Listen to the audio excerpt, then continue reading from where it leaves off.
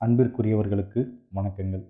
இன்றைய வீடியோ தொகுப்பில் ஏறக்குறைய 130 ஆண்டுகளுக்கு மேல் வரலாற்று பாரம்பரியம் கொண்டதாகவும் பழமையும் பெருமையும் வாய்ந்ததாகவும் விளங்கும் உலக்கரசி பிள்ளையார் கோயில் வரலாறு குறித்து பார்க்கலாம். உமையவள் பார்வதிக்கும் அந்த பரம்பொருள் சிவனாருக்கும் கையிலையில் திருமணம் நடக்கும் வேளை தென் திசையை சமன் செய்யும் பொருட்டு அகத்திய பெருமான் பொதிகைமலை வந்தார். இது அனைவரும் அறிந்ததே.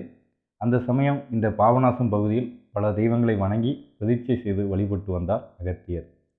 அதுபோலவே வணங்கிய தெய்வங்களில் ஒருவர்தான் இந்த உலக்கரசி பிள்ளையார். விக்கிரமசிங்கபுரம் பகுதியில் ஏறக்குறைய 130 வருடங்களுக்கு மேல் பாரம்பரியம் கொண்டதாக விளங்கும் இக்கோயிலின் மூலவரான விநாயகப் பெருமானை அகத்தியர் வழிபட்டு பின் நாட்களில் காலங்களின் ஓட்டத்தில் யாரும் கவனிக்காமல் விட்டுவிட்டனர். இதனால் அவர் இருக்கும் இடம் தெரியாமல் போய்விட்டது. பின் 18ஆம் நூற்றாண்டு பிரிட்டிஷ் ஆட்சி காலத்தின் போது இப்பகுதியில் ஒரு ஆங்கிலேயர் துறை பார்வையிடும் போது வெளிப்பட்டார் விநாயகர். குதிரையில் வந்தார் வெள்ளக்காரத்துறை. அந்த சமயம் குதிரையின் கால்பட்டு பிள்ளையார் மீது இரத்தம் பீரிட்டது. இதை கண்ட ஆங்கிலேயர் துறை அலறி அரண்டு போனார். அருகில் இருந்த அப்பகுதி மக்களை அழைத்து, இந்த பிள்ளையாரை நீங்கள் வைத்து வணங்குங்கள், நான் அதற்கு உதவி புரிகிறேன் என்று கூறினார். மக்களும் பிள்ளையாரை பிரதிஷ்டை செய்து வணங்கி வந்தனர். அந்த வெள்ளக்காரத்துறை பிள்ளையாருக்கு மானியமாக உலக்கு அரிசி கொடுத்து வந்தார்.